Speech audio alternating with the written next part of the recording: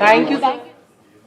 तर आपण बघतोय ही बातमी संभाजीनगरच्या घडामोडीमध्ये 2 गटात हाणामारी झालेली आहे। सिल्लोड तालुक्यात 2 गटात तुंबळ हाणामारी झालेली आहे। अब्दुल सत्तार इथून निवडणूक लढवत आहेत, त्याच सिल्लोडमध्ये आपण बघतोय ही हाणामारी झालेली आहे। 2 गटात हाणामारी झाल्याचं इथं पाहायला मिळतं। सकाळपासूनच खरं तर अशा बातम्या आहेत की कुठे ना कुठे गोंधळ होतोय। त्याच्यामध्ये आपण आता पाहिलं तर सिल्लोड मतदारसंघात सुद्धा 2 गट हे आपापसामध्ये भिडले आहे। संभाजीनगरमधली जी मतदार प्रक्रिया आहे किंवा मतदारसंघ आहेत ते खरं तर त्याकडे सगळ्यांचंच लक्ष लागलेलं आहे आणि अशातच अब्दुल सत्तार हे सिल्लोड जिथून ते निवडणूक लढवत आहेत त्याच ठिकाणी असा गोंधळ झालेला आहे आणि त्यामुळे आता आपण पाहतोय की तुंबळ हाणामारी या ठिकाणी झाली आहे। 2 गटातला हा संपूर्ण राडा आपण साम टीव्हीवरती पाहतोय।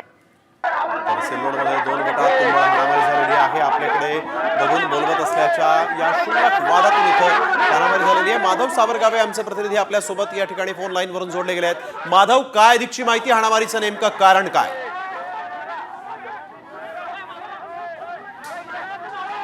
माधव, माझा आवाज आपल्यापर्यंत येतोय?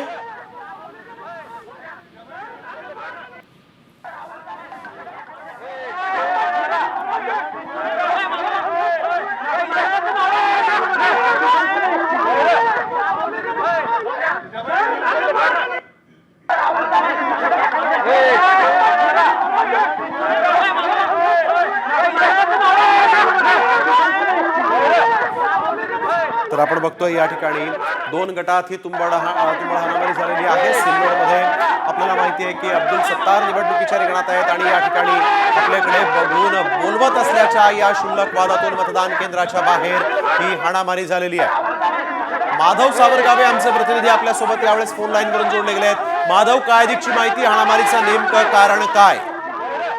सिल्लोड तालुक्यातल्या घटांबरा इथली ही घटना आहे। 2 गट एकमेकांच्या समोर आले आणि त्यानंतर तुंबळ हाणामारी झालेली आहे।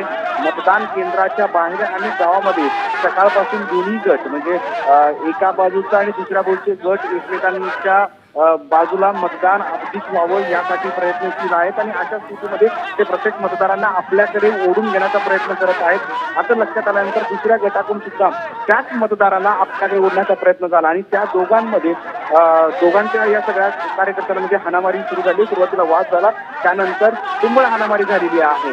आता या क्षणात त्या ठिकाणी सिल्लोड तालुक्यात जे पोलिसांचा बंदोबस्त आहे तो तैनात करण्यात आलेला आहे।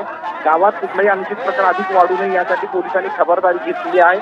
पण आता तिथल्या तरुणांनी मात्र त्या मतदान केंद्राच्या बाहेर मोठा धुडगूस घातल्याचं समोर आलेलं आहे।